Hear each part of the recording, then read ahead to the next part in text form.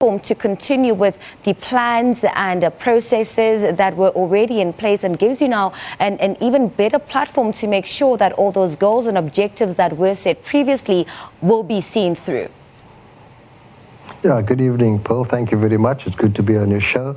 Yes, it's a great opportunity. Again, it's a great privilege to lead the National Cycling Federation. We've put plans in place 4 years ago. So from our perspective, the work continues.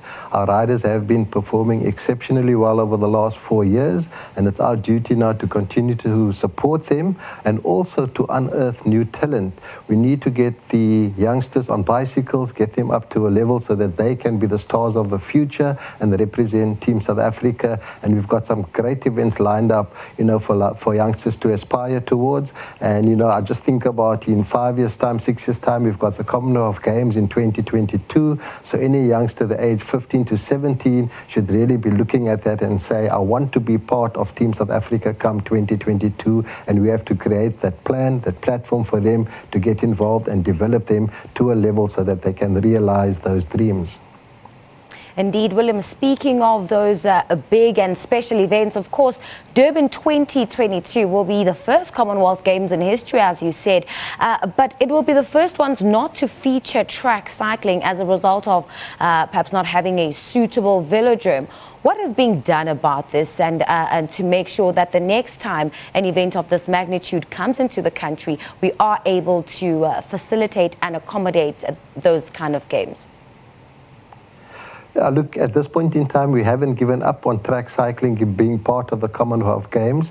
We've gone through to the UCI and we're looking at an alternative, not an ideal venue, but we're looking at the outdoor Cyril Gagan venue. There needs to be some upgrading, and the UCI, the International Federation, are supporting us in this respect. And also we've got support from the Commonwealth Games Federation, and we have to present this to the local organizing committee and to SASCOC, and that work continues, and we're working very hard, and I'm quietly confident that we will get track cycling on the program come 2022. We are just waiting for the LOC to be constituted so that we can have those meetings with the LOC, and then the plans will continue. And I'm hoping that within the next 6 months to 12 months, it's confirmed that track cycling will happen.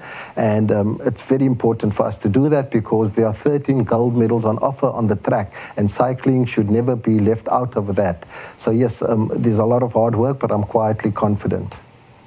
William, several big events have of recent elected not to invite the sanctioning of Cycling South Africa. What are the benefits for events in being sanctioned?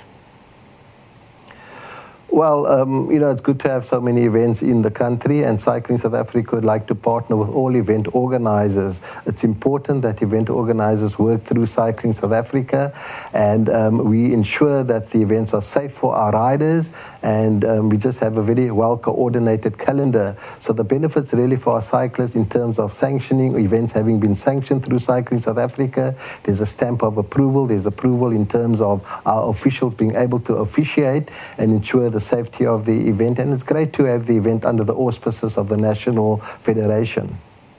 Now, cycling in South Africa is currently being run by two organizations, William. There's Cycling South Africa and the Pedal Power Association.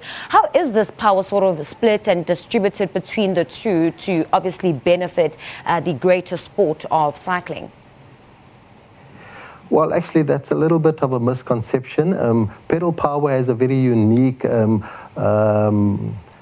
possibility in terms of working with cycling, and they're doing tremendous work. They're doing a lot of work in terms of the recreational cycling, and they're looking at other aspects of the sport, also the safety aspect, lobbying government in terms of getting rules changed so that the riders are safe on the road. And that's the events that Pedal Power organizes is very important because that is the grounding that we're looking for to get kids into the sport, and then we as Cycling South Africa must now create the opportunity for the kids to then, or the youth, to aspire towards becoming professional cyclists or cyclists capable of representing provinces and national teams, and eventually being part of Team South Africa when the big events do come about. So yes, we work very closely with Pedal Power, so we're not working at opposite ends of the scale. We feed each other, and Pedal Power has a very important role to play in advocacy as well as the sporting front. So we see ourselves as partners, not as opposing factions as such. And we've had great meetings with Pedal Power.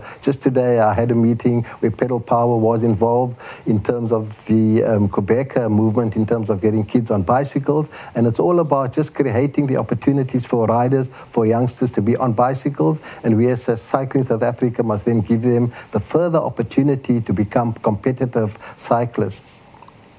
All right, William, before I let you go, the KwaZulu-Natal government and the Msunduzi municipality have been honored with the Confederation of African Cycling Presidents Friends of Africa Award.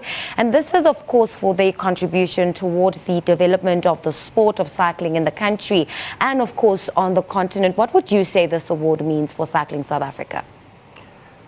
Yeah, first of all, we are very grateful for all the support that the KZN Department of Sport and Recreation and the Msunduzi municipality have provided for the sport of cycling. Through their assistance, we've been able to host great national events, continental events, and UCI international events. Next year, we'll be hosting the Para Road World Championships 2017 in August, September next year, and that's the first ever event of that nature for cycling on the continent. So they've been huge supporters of our sport, and I'm very honored and thrilled to know that our Confederation of African Cycling has bestowed that award on the two entities. So Cycling South Africa fully supports them getting this. It's well deserved, and we must continue working with them so that we can further promote cycling in the country.